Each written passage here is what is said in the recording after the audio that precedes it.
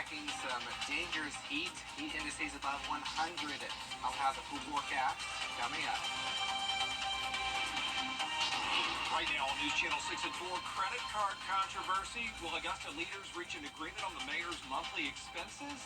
Plus, I'm Hannah Latier, live at Shepherd Community Blood Center for its donation domination blood battle ahead of the Clemson, Georgia game. How you can save lives and help your team win. And why police officers in Statesboro are urging drivers to move over. Your News at 4 starts now. Live from Television Park, this is WJBF News Channel 6 at 4.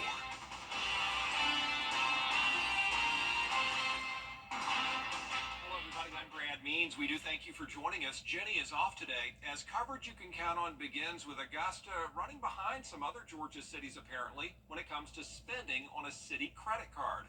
Mayor Garnett Johnson has a very close call over the weekend, has Statesboro police reminding drivers about Georgia's move-over law and the dangers that officers face. Here's Eden Hodges. It happens just that fast. Our job is dangerous enough as it is. Statesboro police getting a clear reminder of why drivers are asked to move over when they see blue lights. Some of these stops can be very dynamic. You don't know what's going on. Officers could have an issue. It does kind of make us pay a little more attention. We can't always control where the stop happens, where the violator pulls over.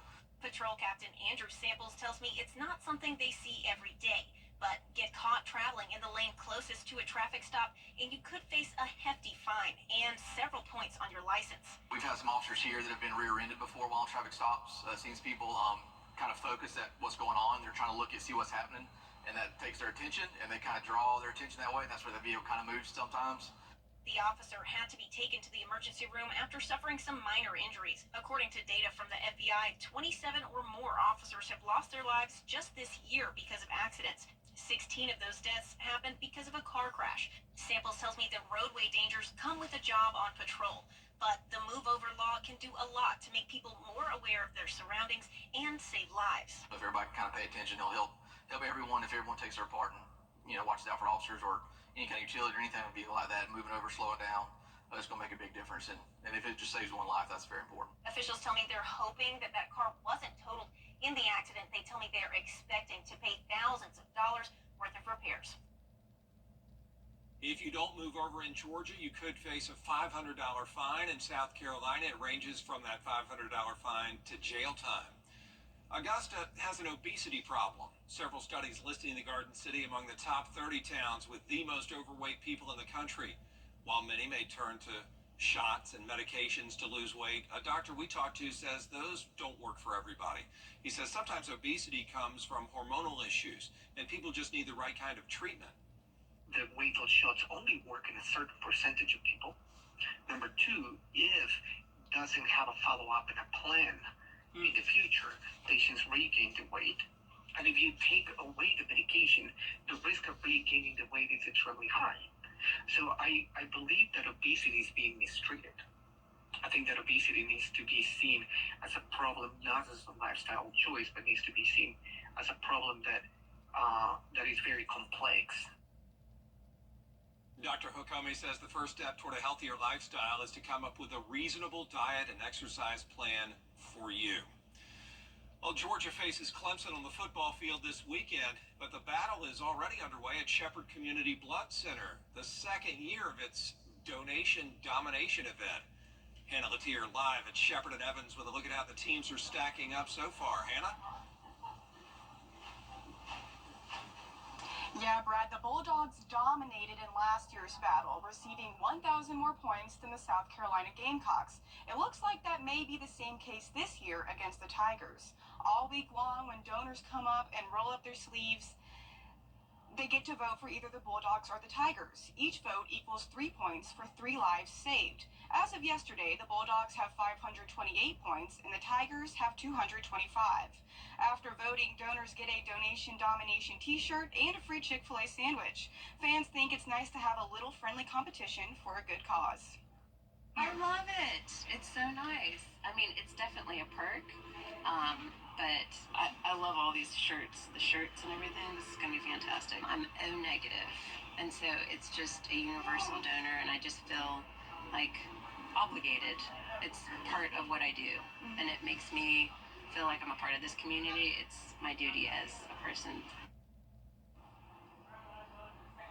And that blood drive ends on Friday, so if you want your team to win, now is the time to come in and donate. I'll have a full list of all of Shepherd's locations and their times at WJBF.com.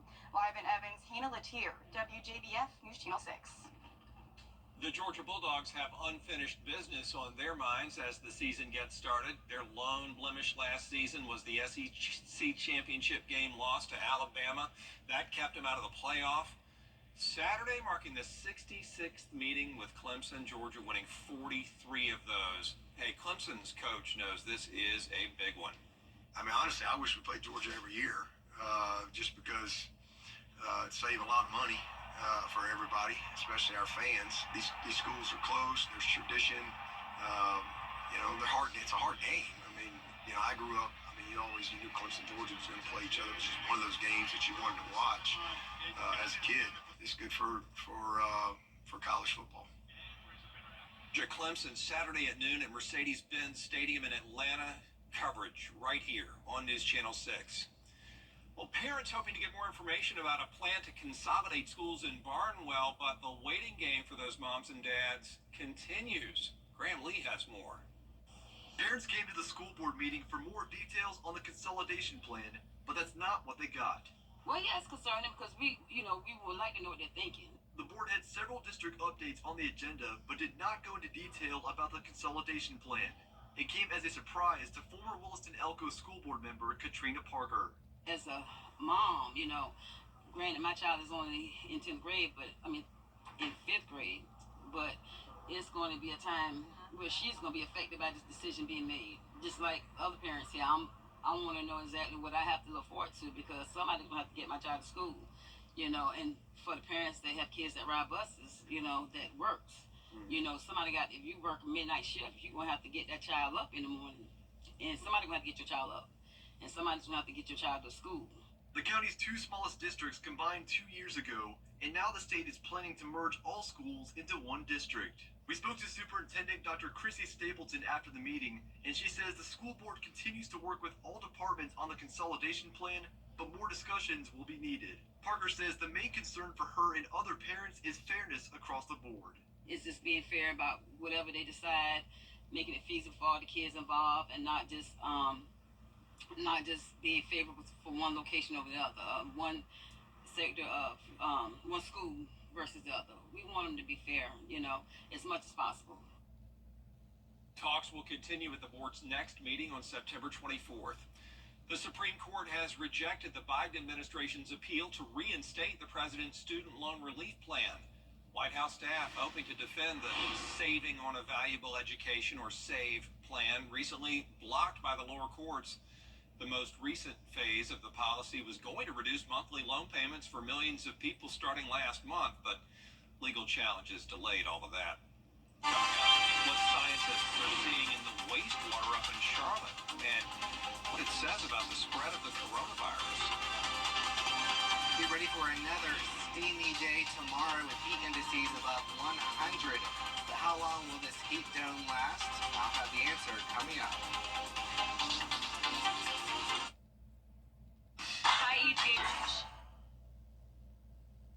Welcome back, everybody. COVID cases are on the rise again in Georgia and the Carolinas, and now some health departments are tracking the increase in the water. Here's Daniel Pierce. It can be hard to fully grasp how much bacteria is swirling around a water treatment plant. Since 2020, though, COVID has been a constant. A public health expert puts it like this. If the levels are high in the wastewater, that suggests that the virus is being transmitted through the population. The North Carolina Department of Health and Human Services used to monitor wastewater networks throughout the state. They detect non-infectious traces of the virus as it's shed throughout our bodies. It's an early warning sign of where the virus could be, even if people don't show symptoms. The number of monitoring sites has decreased since federal funding stopped. 4 sites in Charlotte are still monitored, and they're showing the summer uptick. Even so, one former researcher said the Charlotte 3 site, the Mallard Creek location, has numbers higher than they were in January of 2022, when the Omicron variant first emerged. They also stressed the upward trend hasn't shown signs of reversing. The good news is it hasn't translated to huge increases in hospitalizations. The South Carolina doctor says the timing isn't great, especially in the South. Cases are high, and that's not counting the expected spread as kids and employees return to classrooms. We're in a southern state, and we do return to school earlier than most. That increased social activity has happened here before it has in some of the other states. If we can suppress the infection or the spreading rate here in the upstate, that takes a lot of burden off of our healthcare system. Doctors do stress that while the numbers appear high in some locations in the South, the symptoms that people are getting are not as severe as when the pandemic started. Coverage you can count on continues now with a story out of Aiken where there are charges. Weather headlines on WJBF News Channel 6. Brought to you by Hickson Roofing. If your roof needs fixing, call Mr. Hickson. Hey, Sister A. Thanks. Coming up from the rare to the quirky to the freaky, an auction of Hollywood memorabilia with a very interesting collection of things up for sale. Next. George St. Entry Approve this message. Over the years, thousands of people have gotten their hands on one. And who knows, you could be next. Win your very own Good Morning Augusta coffee mug at WJBF.com/coffee club. Sponsored by Honda Cars of Aiken. Get clear, accurate stories that don't waste your time at WJBF.com. Well, there is a huge online celebrity auction starting Saturday up in Raleigh, and there's some interesting items up for grabs. Among the more than 200 items at the Artifacts of Hollywood and Music auction include a pill bottle from Elvis, a custom glove that used to be Michael Jackson's, a car used in the Godfather movie, a pin belonging to JFK, some of Elizabeth Taylor's jewelry, and a book owned by a victim of the Manson murders. So interesting indeed. There's some real collector's pieces there if you care to go up to Raleigh and bid away. There is a lot more coverage you can count on coming up at 4:30, including why thousands of United flight attendants are now on strike and what they're asking from executives. Next.